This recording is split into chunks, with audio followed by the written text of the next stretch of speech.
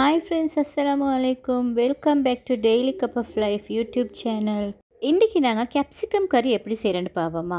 இது என்ன சப்ஸ்கிரைபர் ஒருத்தர் ரிக்வெஸ்ட்டுக்கு தான் நான் செய்கிறேன். அதே மாதிரி மற்ற எல்லா வியூவர்ஸ்க்கும் தான். கேப்சிகம் கறி உங்களுக்கு வீட்டில் ஈஸியாகவே செஞ்சு கொள்ளலாம். வாங்க நாங்கள் வீடியோக்கு போவோம். இன்றைக்கி நான் 4 கேப்சிகம் எடுத்துக்கிறேன். இது 250 கிராம்ஸ். இது நல்லா வாஷ் பண்ணி நீட்டமாக நான் கட் பண்ணி எடுத்துக்கொள்கிறேன். இந்த மாதிரி கேப்சிகமை நீட்டமாக கட் பண்ணி எடுத்துக்கொள்ளணும். இதில் சீட்ஸ் எல்லாம் இல்லாமல் தான் எடுத்துக்கிறேன். எதுனா சீட்ஸ் எல்லாம் இருந்தால் சரியான காரம் ஸ்பைசி கூட வைக்கும்.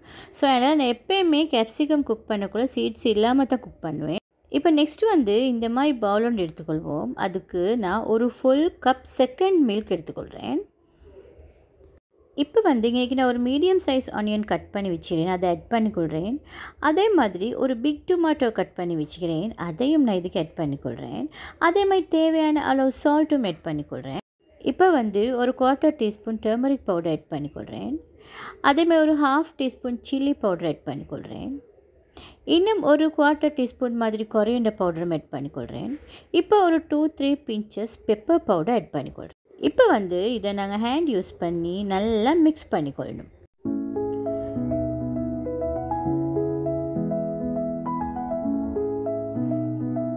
இப்போ இது இந்த மாதிரி நல்லாவே நாங்கள் மிக்ஸ் பண்ணிக்கொள்ளணும். இதை மிக்ஸ் பண்ணி ஒரு சைடில் நாங்கள் வச்சுக்கொள்வோம். இப்போ நெக்ஸ்ட் ஒரு கடாயை ஸ்டவ்வில் வச்சு அதுக்கு ஒரு 1 டேபிள் ஸ்பூன் மாதிரி ஆயில் ஆட் பண்ணி ஒரு 1/2 ஆனியன் கட் பண்ணி அதை இதுக்கு ஆட் பண்ணிக்கொள்கிறேன்.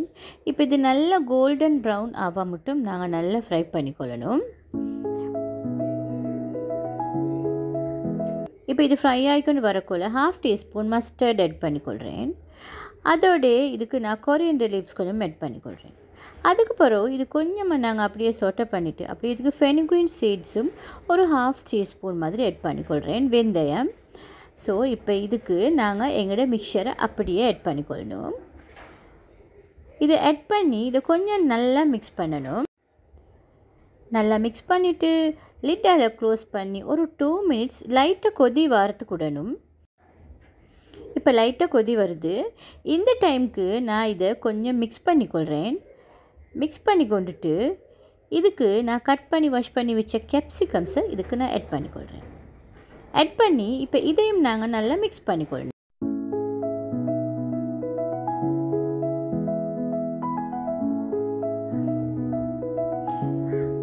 இப்போ இதையும் மிக்ஸ் பண்ணிவிட்டு நாங்கள் திரும்ப லிட்டால் க்ளோஸ் பண்ணி ஒரு 2 மினிட்ஸ் கொஞ்சம் குக் ஆக விடணும். அதுக்கு பிறகு நாங்கள் இதை ஓப்பன் பண்ணி வச்சு மிக்ஸ் பண்ணி லைட்டாக குக் பண்ணிக்கொள்ளணும்.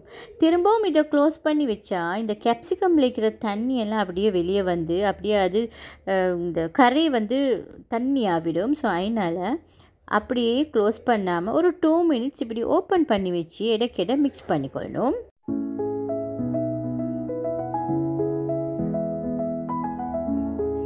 இப்போ பாருங்கள், இப்போ இந்த ஸ்டேஜில் எங்களோட கேப்சிகம் கறி ரெடி ஆகிடுச்சு. இப்போ இதுக்கு நான் 1/2 கப் திக் மில்க் ஆட் பண்ணிக்கொள்கிறேன். 1/2 கப் திக் மில்க் ஆட் பண்ணிக்கொள்கிறேன். இப்போ திரும்பவும் நான் இதை கொஞ்சம் நல்லா மிக்ஸ் பண்ணிக்கொள்கிறேன். திரும்ப இப்போ நான் க்ளோஸ் பண்ணி அதே மாதிரி ஒரு 2 மினிட்ஸ் மாதிரி வச்சு லைட்டாக கொதி வரப்போக்குள்ள திரும்பவும் இதை ஓப்பன் பண்ணிக்கொள்ளணும். ஓப்பன் பண்ணிவிட்டு அப்படியே மிக்ஸ் பண்ணி எடுத்துக்கொண்டா எங்களோட கேப்சிகம் கறி சூப்பராக ரெடி ஆகிடும்.